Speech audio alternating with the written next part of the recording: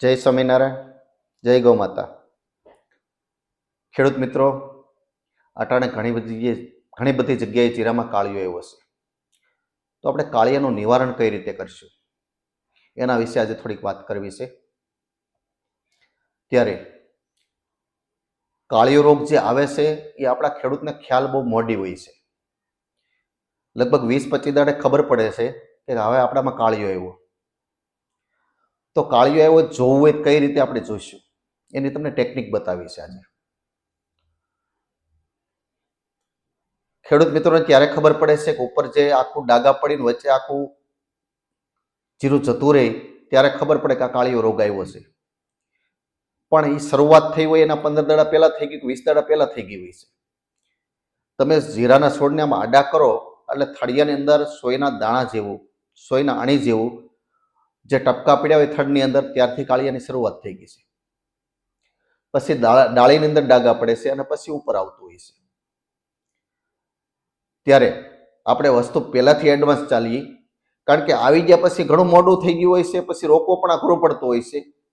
અને આ વસ્તુની અંદર કોઈ પણ માણસ અંદર જીરામ ચાલે, જ્યાં કાળિયો હોય ત્યાંથી બીજે પસાર થાય તો ત્યાં પણ લાગુ પડી જાય છે.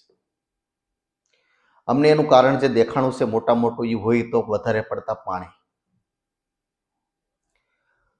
પાણી અમે પહેલેથી ના પાડતા આવીએ છીએ કે ભાઈ 3 થી જીરાને ઉપર પાણી ન હોય.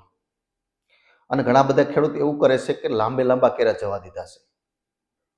એના કારણે પરિસ્થિતિ શું થાય છે, જમીનમાં ભેજ વધારે હોય, અટાણે જીરા મોટા થઈ ગયા હોય.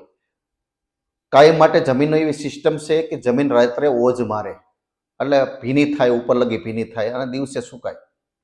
પણ જ્યારે આપણું જીરું મોટું થઈ જાય છે ત્યારે ઓજ મારે છે, પછી સુકાતી નથી. જીરાના સાયડાના હિસાબે આમને ભીની રહી છે. એ જમીન ભીની રહી અને એમાં જો વાદળછાયું વાતાવરણ રહ્યું એટલે ભેજ આમને જળવાયેલો રહ્યો અને ફરીને વળતેથી પાછી ઓજ મારે તો ભેજ વધી જાય એટલે ફૂગના બેક્ટેરિયા સક્રિય થાય છે. એના કારણે આ કાળિયો રોગ આવતો હોય છે. ત્યારે આપણે જો એડવાન્સ ચાલશું તો આપણે રોકી પણ શકશું અને બધું કરી પણ શકશું. આની અંદર અનેક વિડીયો એવા છે કે જે ખેડૂત મિત્રો રોક્યા હોય અને એનું કમ્પ્લીટ ચાલ્યું હોય તો આપણે ચેનલની અંદર જોઈન્ટ પણ થઈ જાય, આપણને બીજા જવાબ પણ મળતા રહે કે કઈ રીતે રોકાય ને કઈ રીતે કરવાનું હોય. કારણ કે બધી વસ્તુ કહેવા જઈને તો ઘણો વિડીયો લાંબો થઈ જતો હોય છે. એટલા માટે આ વસ્તુ તમને ટેકનિક બતાવવા માટે કે આ તમારે કાળિયાને કઈ રીતે જુઓ તો એની જે સિસ્ટમ છે આપણે ચાલશું તો આપણે એની અંદરથી બચશું. જેને નથી એને પણ જોઈ લેવાનું કે જો કોઈના અણી જેવા કાળા ડાગા પીડ્યા છે તો એનો કાળિયાની શરૂઆત થઈ ગઈ છે. એટલે ખાસ ખેડૂત મિત્રો આ બધું આપણે ધ્યાનમાં રાખીએ અને એડવાન્સ ચાલશું તો બધું આપણે કરી શકશું અને આપણા પાકને પણ બચાવી શકશું. એક તો પાણી ન પાવ, જેટલું પાણી તમે વધારે પાશો એટલો રોગ પણ વધારે આવશે. બાકી ખાલી જીરું ઉગી જાય અને એક પણ પાણી ન આપો તો ખાલી છંટકાવ કરો અઠવાડિયે એકદમ જીરું કમ્પ્લીટ ચાલશે. એ સિવાય તમને એવું લાગે જણાય છે કે ભાઈ પાણીની ખેંચ છે તો જે આપણે વીઘે 3 પંપ કરતા હોય તો 6 પંપ કરી નાખો, 9 પંપ કરી નાખો. પાણી વધારે, દવાની માત્રા આટલી રાખો, પાણીની માત્રા વધારીને છંટકાવ કરી નાખો. અથવા ખાલી પાણીનો સ્પ્રે કરજો તો પણ ચાલશે. પણ આ વસ્તુ કરશો તો તમારું જીરું દાણામાં ભરાવદાર પણ થઈ જશે અને કમ્પ્લીટ થઈ જશે અને બીજા રોગથી તમે બચી શકશો. એટલે ખાસ જે ચેનલની અંદર ન જોઈન્ટ થયા હોય જોઈન્ટ થઈ અને એ વિડીયોના જવાબ લેતા શીખી જાઓ. કોઈને તમને ન ખ્યાલ આવતો હોય, નાના કોઈ તમારા ઘરે બાળકો હોય, ભણનારા હોય, એ બાળકોને કોઈને પૂછશો તો તમને શીખવાડી પણ દેશે.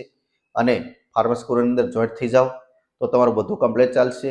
અને જે કાંઈ બીજા રોગ હશે એની અંદર 45 વિડીયો એવા મૂક્યા છે અમે કે જે ખેડૂતને જાતે વસ્તુ બનાવી અને એનો ઉપયોગ કરવાનો છે. જે નથી કરી શકતા આટલું 3 વસ્તુ જે સંસ્થા તૈયાર કરી દઈ છે એ વસ્તુ અહીંથી મળે છે અને બાકી બધું 45 આઈટમ એની અંદર છે. એ સિવાય ખેડૂતના પણ રિવ્યૂ પણ છે, એના આધારે પણ તમે બીજું કંઈક કરી શકશો.